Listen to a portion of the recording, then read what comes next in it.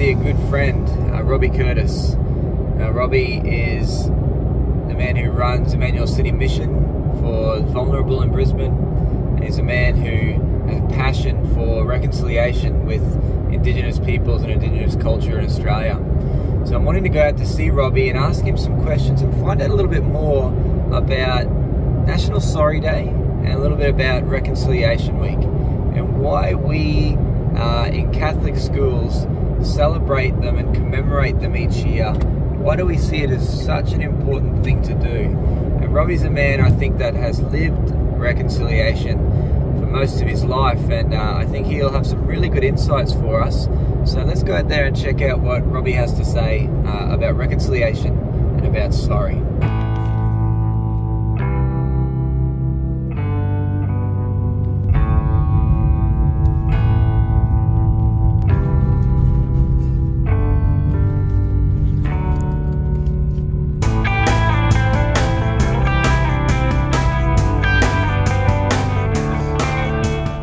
Hey brother, how are you? Good, thanks. Good to be here. Good to have you, Luke. Awesome. So I just wanted to ask you a few questions about some things that are on my mind and I want to find out a little bit more about. But first of all, before we do that, can you just tell us a little bit about yourself? You know, what you do, where you're from, all that kind of stuff. Yeah, well, firstly, welcome to what we call home here, and great to have you here. I live at this place with Catherine, my wife, and my children. Blessed to have 7 of those, and 2 boys and 5 girls. So that's where life begins for me. And beyond that, I'm someone who has a passion for their Catholic faith, and I'm very much passionate about living out my faith since really as an adult, with personal adult faith since about 19, and I'm now 36, approaching 37, and been walking as best I can with the most amount of integrity in all that time. And I found myself for more than a decade now journeying with people and in what we consider the homeless community of Brisbane, those who have very immediate needs and some who have very long-term needs surrounding just their health, their well-being, their self-worth, their identity. And we, as an organisation called Emmanuel City Mission, have been serving on the front line in that space, and through all that provide, as desired, provide pathways into the faith, into the church, understanding that there is a home for them should they desire that within our Catholic community and our traditions. Otherwise, I'm a family guy. I've got a passion for music and arts, and I've been the director of Emmanuel Worship for a number of years now, and where we've been providing Catholic resources in original music, both suitable for liturgy and other more informal worship settings. And it's been a real privilege to be able to share and work within creative arts as well, in a particular way, contemporary music. So Roby, you're the father of 7 children, and talking about reconciliation, what is it that you want to impart to your children? What kind of key messages do you want them to pick up from you about reconciliation? Yeah, for sure. Look, I mean, obviously, they've got their own understanding. They're going through Catholic schools, and there's the sacrament of reconciliation. So they're hearing about that, and they've sort of had the less formal version their whole life at home. So there's always been a culture of reconciliation, but they've probably come to learn it quite formally through that sacrament. I guess for me, saying sorry. You get little, kids would resonate with me saying that, you get told that, did you be mean to your brother or your sister? Did you lie to your mum and dad? Did you take an extra lolly out of the lolly jar?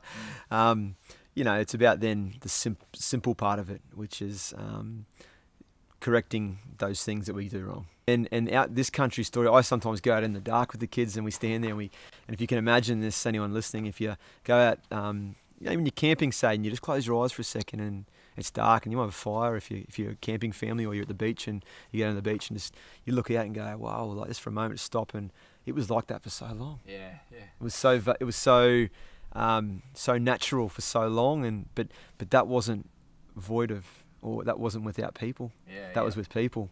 And those people that were here all those years, and understanding the ocean and its waterways right through to its land and its inhabitants and its provisions, those people, they had ways of putting children to bed at night.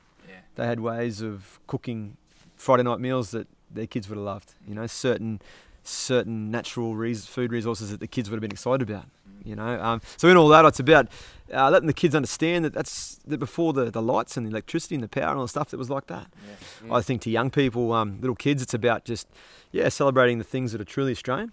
Not trying to take any of that. It's not about putting out those fires, but it's also about burning the flame of truth too. You know, especially as kids in our Christian and Catholic schools, and the truth is that this land in all its natural beauties before our ancestors and a lot of our ancestors' arrival, it was inhabited by people, and just to be okay with being where you're from.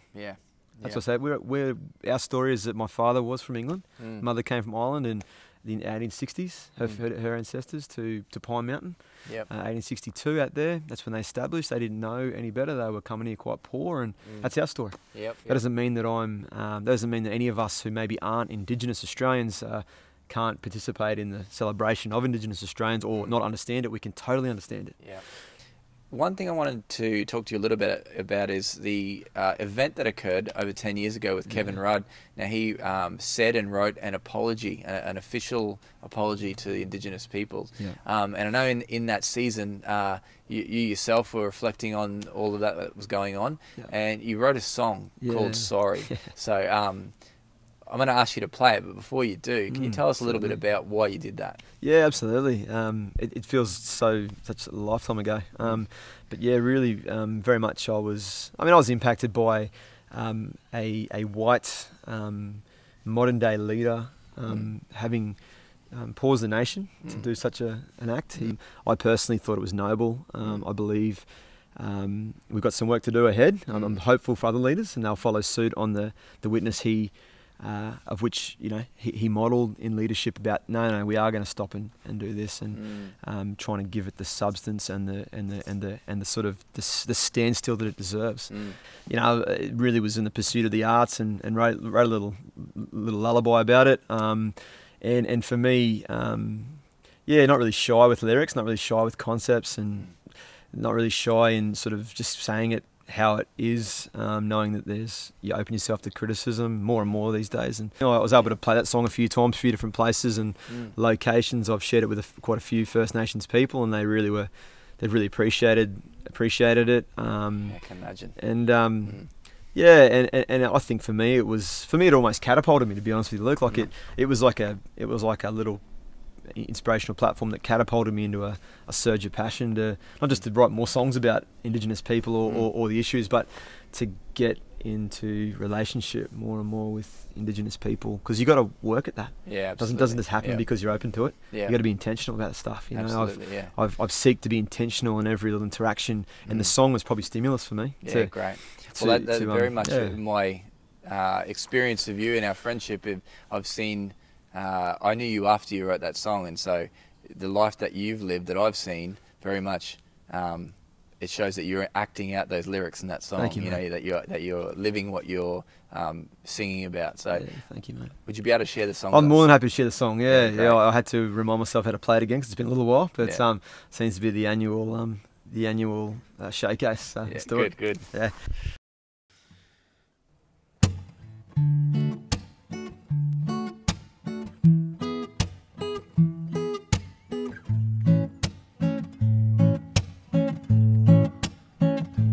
We said sorry for the pain that's been caused you.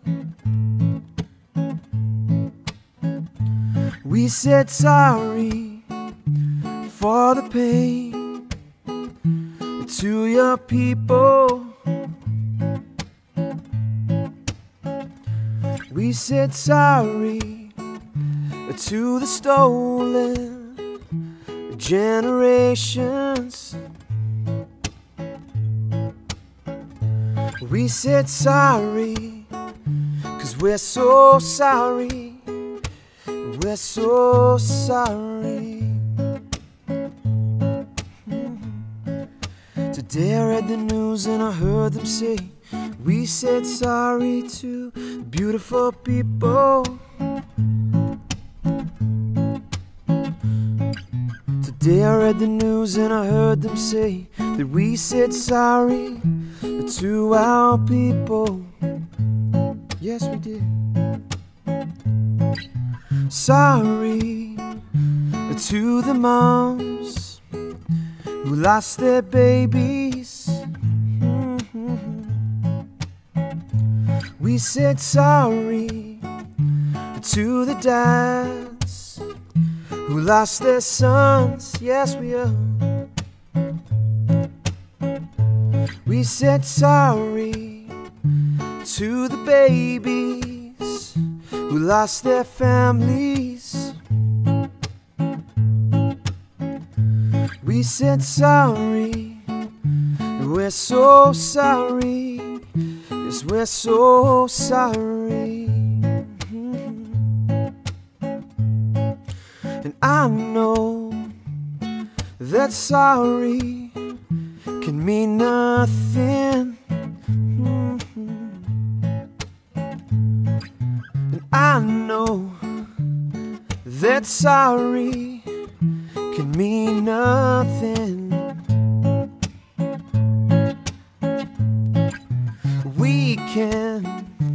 We can move forward together. That's our hope, yes.